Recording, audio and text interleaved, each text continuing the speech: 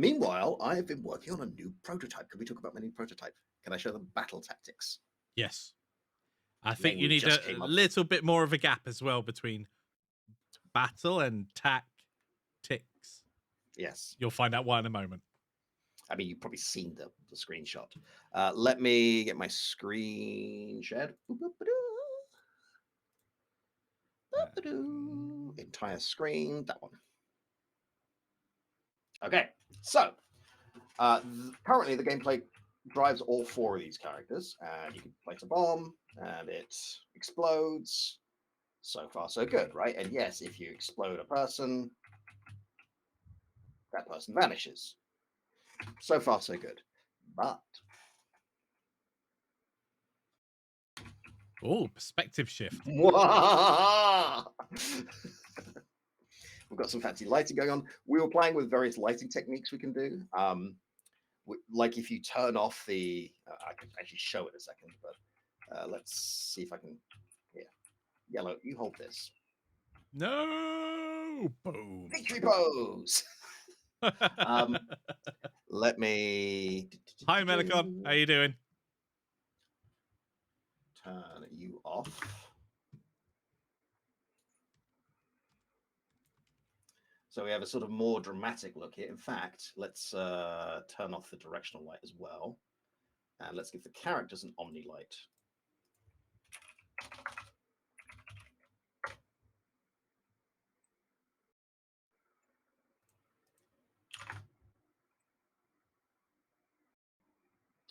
And let's give them a spotlight. Oh, so they got like a torch. Yeah. Nice.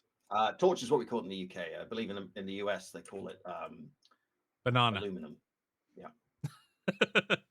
Flashlight. Exactly. Which I don't get, because I suppose if you're flashing it, it's a flashlight. But sure, we'll go with that. Yeah. All right. So darkness mode. Oh, that's a... Oh, cool, with the bombs, yeah. Nice. All right.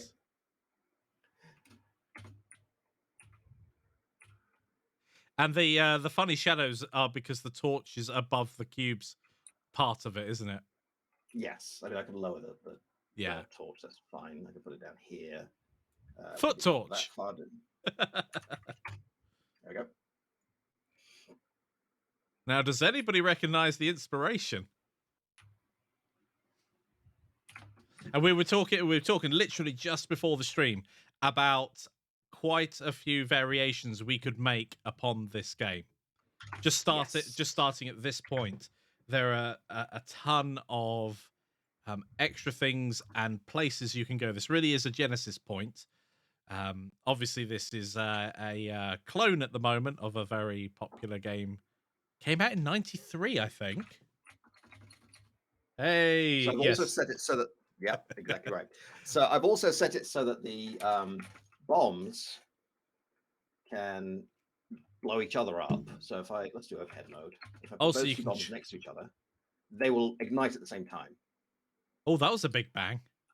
Yeah, I've put it up to 5 blocks.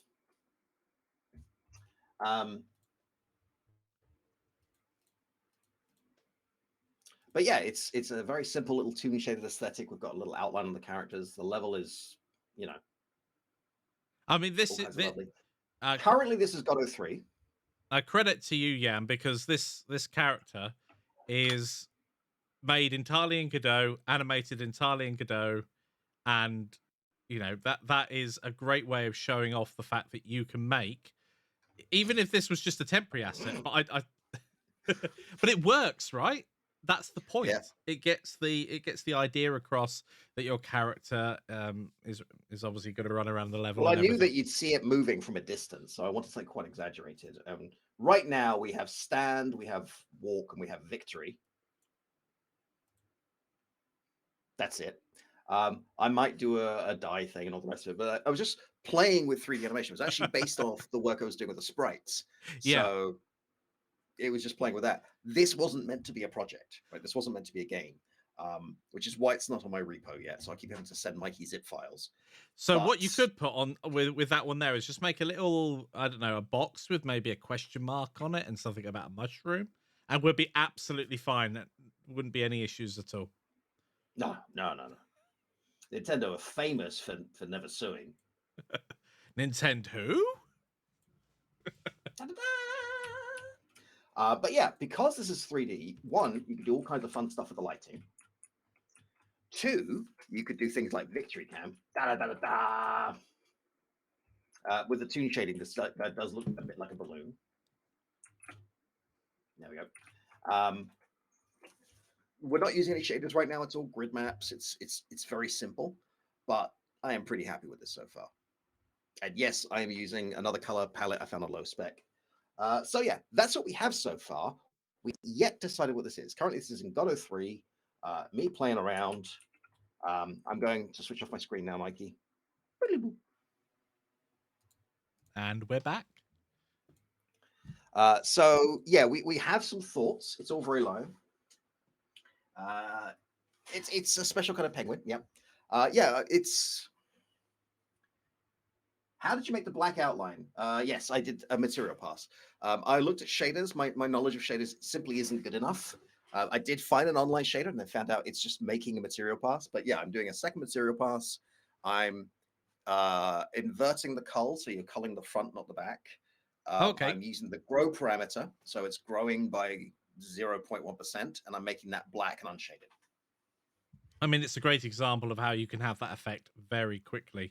And it is another draw call, of course. You have to bear that in mind. It is another draw call. There's also the fact that it doesn't look great close up, but we're not close up, so it's fine for now.